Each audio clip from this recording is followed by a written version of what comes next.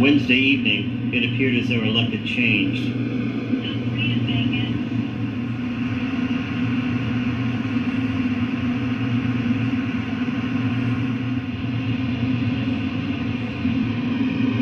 Helicopters filled the sky, and as far as we could see, trucks of every kind were bringing relief supplies into the city of New Orleans.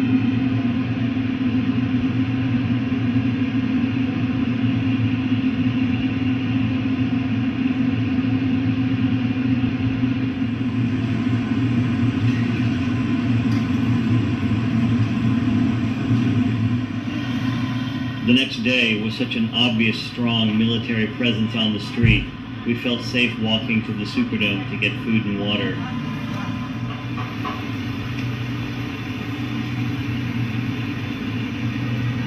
It was odd seeing so many military trucks on the street. We assumed they were all full of supplies.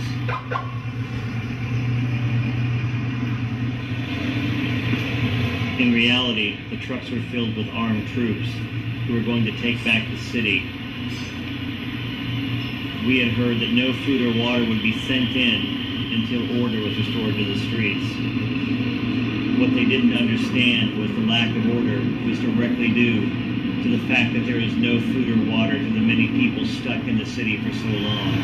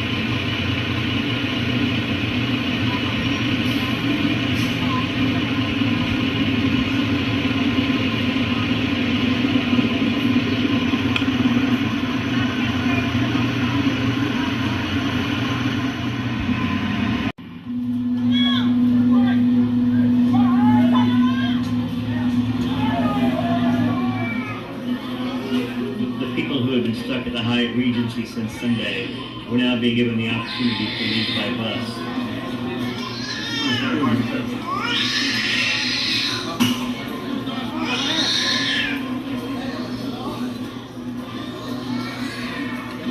Any food or other supplies that had been brought here the night before were now long gone. The news had reported that earlier in the day, the Superdome had been successfully evacuated. But one of the National Guardsmen told us there were still several stragglers left behind, so we went to go take a look for ourselves.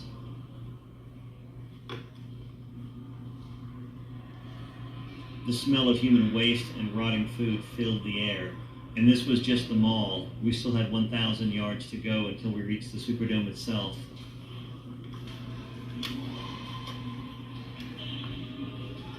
We had heard horror stories of murders and rapes coming out of the Superdome. In the weeks following the hurricane, Police Chief Eddie Campa said there never were any rapes. It was all rumors running wild.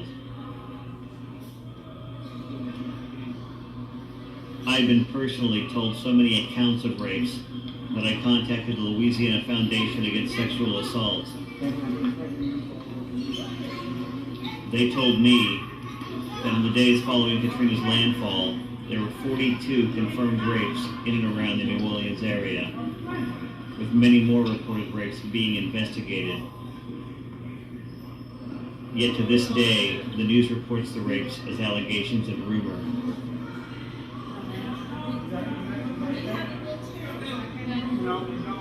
The few stragglers we had been told of that remained at the Dome actually numbered in the tens of thousands.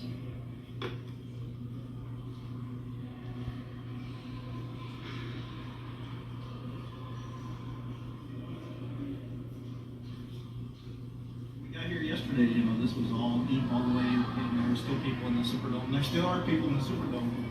Man. If they refuse to come out, we're gonna have to go. Are they refusing? Not really, but we've been back there, and some of them don't even know that we're up here getting people off on the buses. They're just like, and like, well, we're just gonna wait until we can go back to our homes. And It's not going to happen. Yeah, we're trying to tell them, pretty much the city's gonna be closed down until. So they told us December maybe.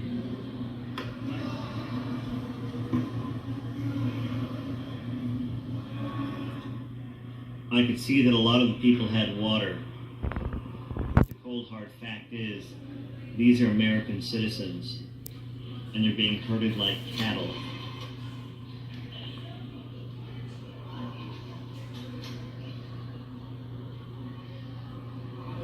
What limited medical resources they had was being used to treat people for dehydration and heat exhaustion.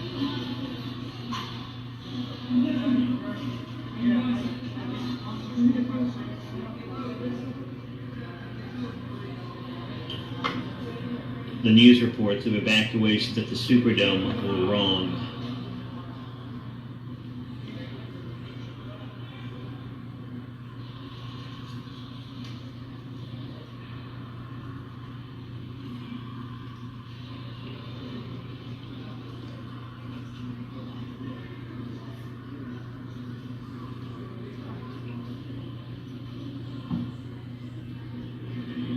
In the confusion, children were getting separated from their parents.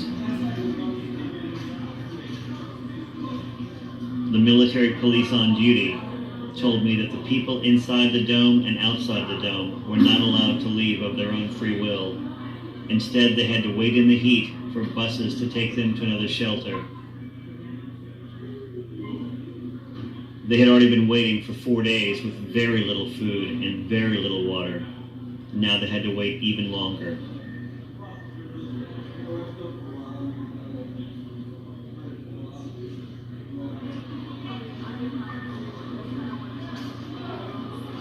People were still continuing to faint and pass out in the heat.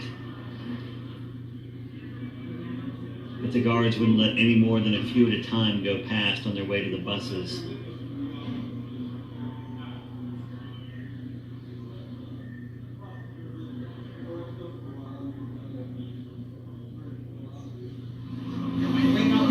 Outside, there was even more confusion, as families had to fight to stay together.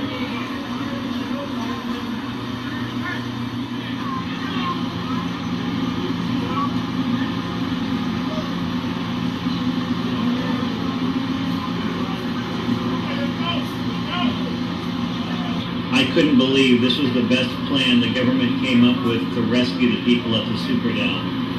Now, mind you, these weren't just adults, but there were thousands and thousands of children here as well, not to mention the babies. How'd you do? You okay? Men with guns were loading entire families into buses.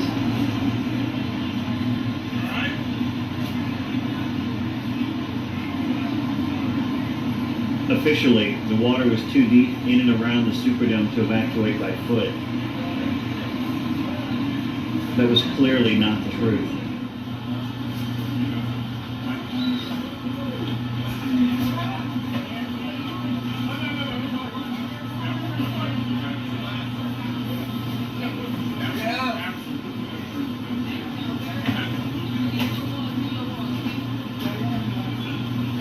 Okay, fellas, have a good trip, huh? Have a good trip. Look, there's water on the buses and there's food on the buses.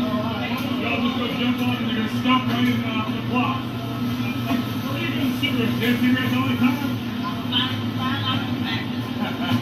All right, keep moving. Thank you. There you go. Y'all know the same place, but I'm not sure where. We thought we was gonna be rescued right there too. Him and his friend start walking that way, guns in their face. They're just going to get a Coke. And they're like, no, get back. So they stopped all of you from you're Americans. Yeah. You have the right to be anywhere you want to go. Yes, sir. Yeah. And somebody from some other city, some official, some cops, whoever, said, you get back on that bus. Yeah. And they held a gun to your head or your husband's head and said, get back on that bus. Yeah, get back. Get back. The armed search and rescue teams in New Orleans were armed. but their rescue techniques needed some honing. My wife Tracy and I had also had guns pointed at us, but not one time did they offer us food or water. Neither the military nor the state police stopped to help this woman, who was walking barefoot through broken glass. Tracy ran back inside, trying to find her some sandals, but the woman kept walking and was too far out of sight. Even though the military had moved in and states were sending police officers down to help the cause in New Orleans, we were still completely on our own and getting no help no matter who we talked to. And unfortunately for us, we had no vehicle that could get us out of town, so we were stuck here for the time being.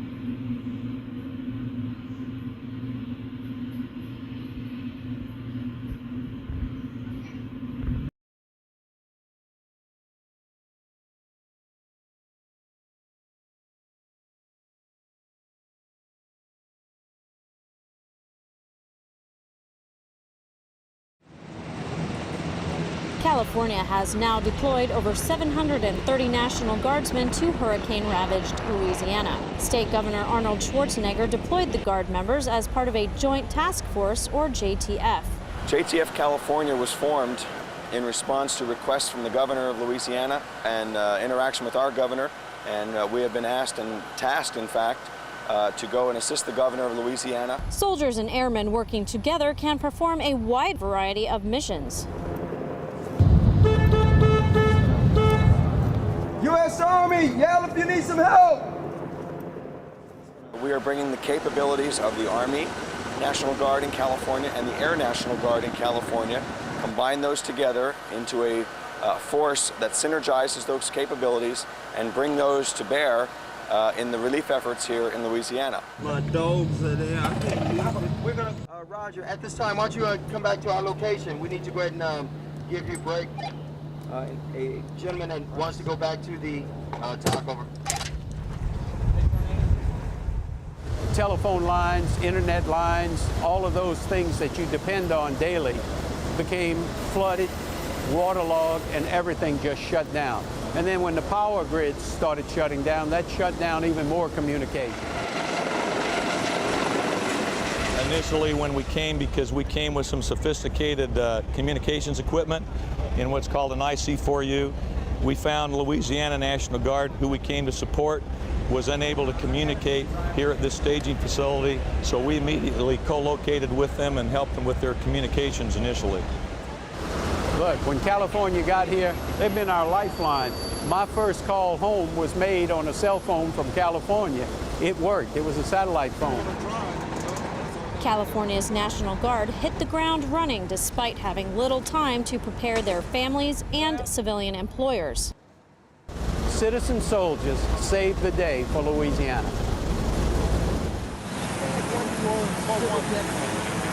When you got a problem, you call the National Guard. They're the nation's 911. Reporting from Belle Chase Naval Air Station in Louisiana for the 69th Press Camp Headquarters, I'm Specialist Michelle Halpin.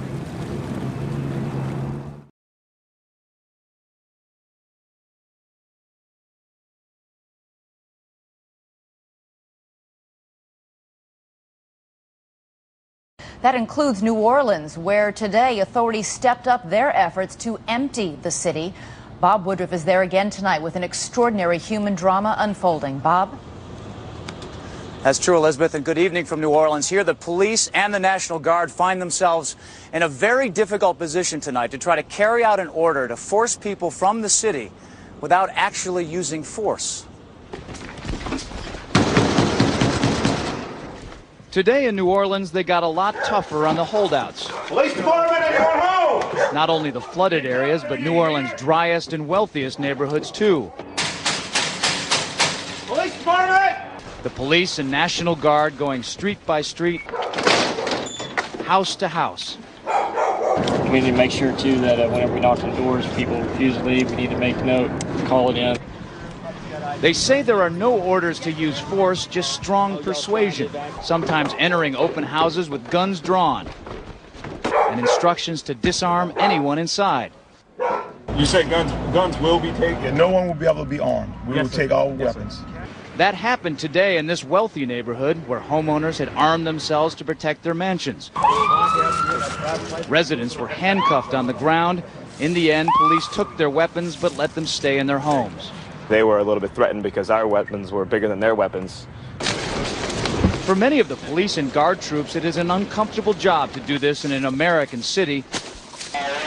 This guard unit occupied a church, using it as a base camp. They had to leave a note because they could not get hold of the pastor to get permission. It is surreal.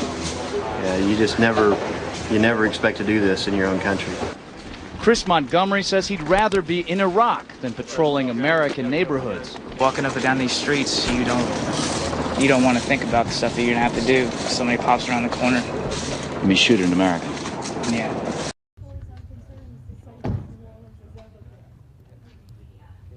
If I do get put out, now he's telling me to get out.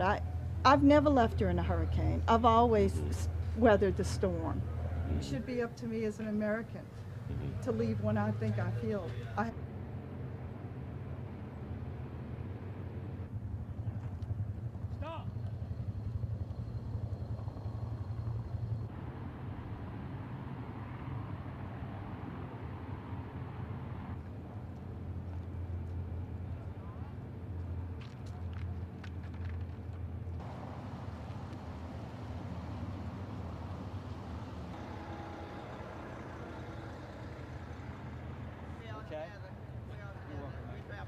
That's fine, ma'am. Y'all just go over there and rest for a little while in the sun. Okay? Thank you. You're welcome, ma'am. And then we'll pass that up to our commanding officers. Right. Okay. I'm pretty sure that this would be Navarro. Sophie. They have suggested strongly that we do, but they haven't said get out. If they do, what I'll are go. your plans? You'll go? Yeah. You've got family elsewhere to